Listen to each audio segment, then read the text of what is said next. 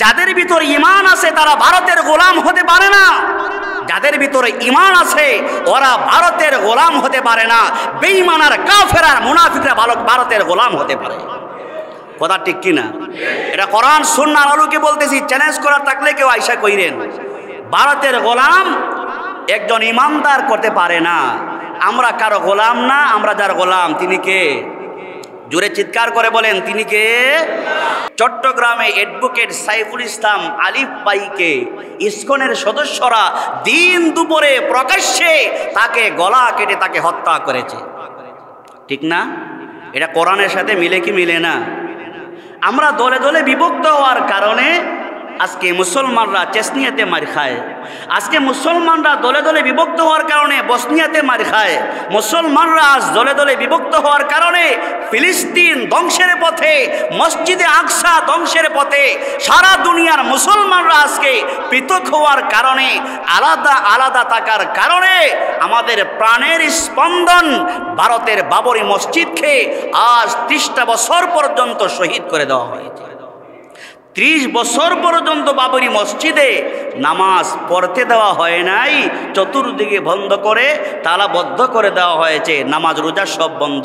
বাবরি মসজিদকে শহীদ করে সেখানে রাম মন্দির প্রতিষ্ঠা করেছে। নাউজুবিল্লাহ বলেন। ইতিহাস প্রমাণ করে 800 বছর পর্যন্ত সেই ভারতবর্ষকে মুসলমানরা নেতৃত্ব দিয়েছে, শাসন করেছে। সেই মুসলমানরা আজ দলে দলে বিভক্ত হওয়ার কারণে সেই ভারতের বাবরি মসজিদকে ধ্বংস করা হয়েছে। শুধু বাবরি মসজিদ না, আপনারা জেনে অবাক হবেন, ভারতের বিভিন্ন জেলাতে প্রতি বছর যাওয়া হয়। এই বছর ভিসা বন্ধ থাকায় যাওয়া হয় না। ভারতে একটা দুইটা না, শত শত বিশাল বড় বড় মসজিদ, শত শত মসজিদকে ভারত সরকার বন্ধ করে দিয়েছে। কেন? এটা আমাদের দুর্বলতার কারণে। কিসের জন্য? আমাদের দুর্বলতার কারণে। ভারতে মসজিদের সামনে তারা নাচ গান করে, আনন্দ উল্লাস করে। সেই ভারতের মুসলমানরা প্রতিবাদ করলে তাদেরকে গরু যেভাবে জবাই করা হয়, প্রকাশ্যে তাদেরকে এইভাবেই জবাই করে শহীদ করা হয়। প্রতিবাদ করার কোনো নেতা আমাদের নাই। একটা রাষ্ট্র এই কথা মাথা উঁচু করে দাঁড়ায় বলতে পারে না।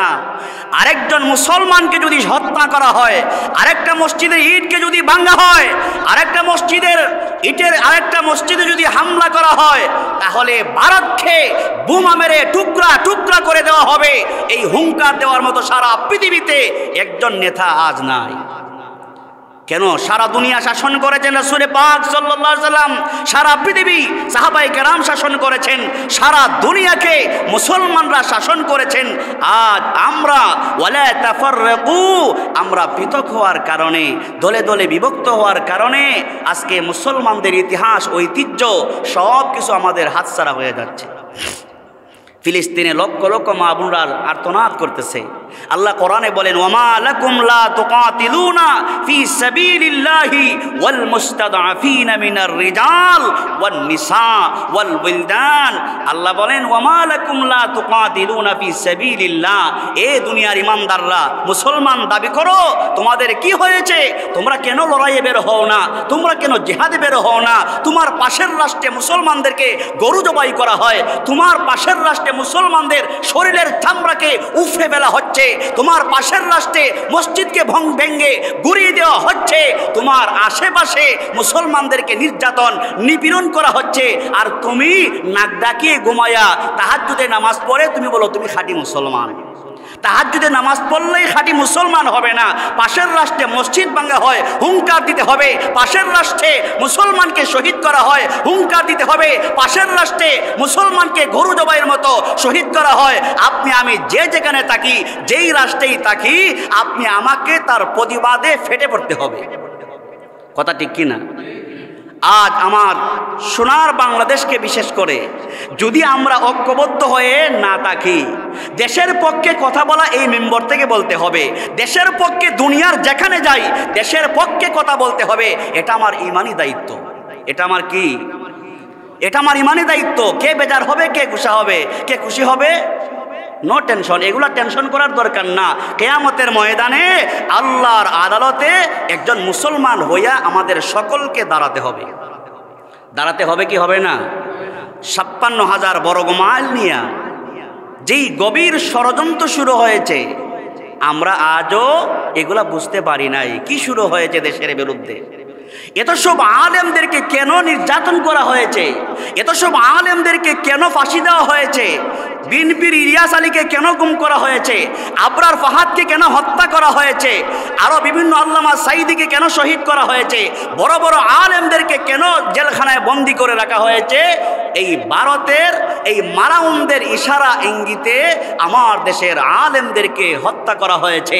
আমার দেশের মুসলমানদেরকে গরু জবাইয়ের মতো তারা হত্যা করে আবার নদীতে বাসায় দিয়েছে। কাদের ইশারায়? ভারতের ইশারায়। যারা ভারতের গোলাম ছিল, কি ছিল?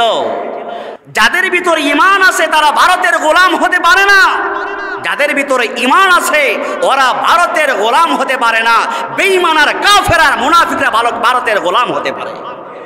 কথা ঠিক কিনা? এটা কোরআন সুন্নাহর আলোকে বলতেছি, চ্যালেঞ্জ করার থাকলে কেউ আইসা কইরেন।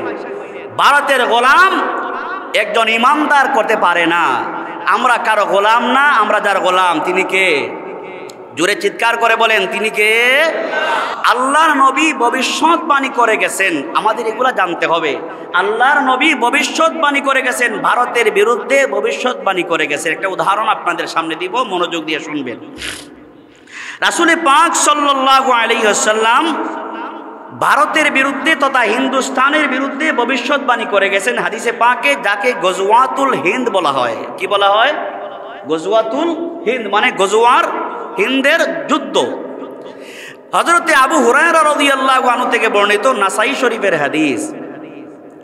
হযরতে আবু হুরায়রা বলেন, রাসূল পাক সাল্লাল্লাহু আলাইহি ওয়াসাল্লাম বলেছেন, এমন একটা সময় আসবে মুসলমানরা হিন্দুস্তানের বিরুদ্ধে যুদ্ধ করবে। হিন্দুস্তান বলতে হিন্দুস্তানের যে মুসলমান আছে, পাকিস্তান, মালদ্বীপ, শ্রীলঙ্কা, ভারত এগুলা সহ, বাংলাদেশ সহ, এটা হলো হিন্দুস্তানের এই হাদিসের অন্তর্ভুক্ত। এই হিন্দুস্তানিদের বিরুদ্ধে একটা যুদ্ধ হবে। মুসলমান থাকবে এক দলে আর বেঈমান কাফেররা থাকবে এক দলে। রাসূল বলেন, ওই যুদ্ধের সময়ে ইমানদার মুমিন যারা জিহাদে অংশগ্রহণ করবে, জিহাদে অংশগ্রহণ করে যারা শহীদ হয়ে যাবে, আল্লাহ পাক তাদেরকে বিনা হিসাবে জান্নাতি বানায়া দিবে। আল্লাহ নবী বলেন, ওই জিহাদে অংশগ্রহণ করে যারা গাজী হবে মানে শহীদ হবে না, যারা সুস্থ অবস্থায় জিহাদ থেকে ফিরে আসবে তাদেরকে গাজী বলা হয়। যারা ওই গজওয়াতুল হিন্দের জিহাদে অংশগ্রহণ করবে, শহীদ হয়ে যাবে, তারা তো জান্নাতের মেহমান হয়ে যাবে। যারা গাজী হয়ে ফিরতে পারবে, রাসূল বলেছেন তাদেরকে আল্লাহ তাআলা কিয়ামতের দিনে বিনা হিসাবে জান্নাতি বানায়া দিবে। সুবহানাল্লাহি ওয়া বিহামদি। রাসূল ভবিষ্যৎবাণী করে গেছেন, এই গজওয়াতুল হিন্দে ইমানদার যারা মুসলমানদের বিজয় হবে। বিজয় হবে কাদের? বেঈমান কাফেররা কি বিজয় হবে না ইমানদাররা বিজয় হবে? ইমানদারদের বিজয় হবে। কারণ ইমানদাররা এজন্যই বিজয় হবে, আমাদের সকলের ভিতরে ঈমান নামক সম্পদ আছে না নাই? জোরে বলেন, আমাদের ভিতরে ঈমান নামক সম্পদ আছে না নাই? রাসূল বলেছেন, ঈমান যাদের আছে তারা হলো জিন্দা, আর যাদের ভিতরে ঈমান নাই তারা হলো মুর্দা। মুর্দা মানুষ যদি 1000 কাতারে দাঁড়ায়া থাকে, আর জিন্দা একজনের হাতে যদি ধারালো একটা তরবারি দিয়া রাখেন, 1,1000 মুর্দা লাশকে কেটে টুকরা টুকরা করতে একজন পারবে কি পারবে না? জোরে বলেন, পারবে কি পারবে না? এটা কি ইমাম বানায়া বলতেছেন? রাসূল ভবিষ্যৎবাণী করে গেছেন, হিন্দুস্তানের বিরুদ্ধে লড়াই হবে, ইমানদারদের বিজয় হবে। রাসূল বলেছেন, যাদের ভিতরে ঈমান আছে তারা হলো জিন্দা, যাদের ভিতরে ঈমান নাই তারা হলো কি? তারা কাফের কুফারা লক্ষ লক্ষ থাকবে, ইমানদারদের সংখ্যায় থাকবে কম। তারপরও মুসলমানদেরকে সাহায্য করবেন কে? জোরে বলেন, সাহায্য করবেন কে? আল্লাহ পাক সাহায্য করবেন।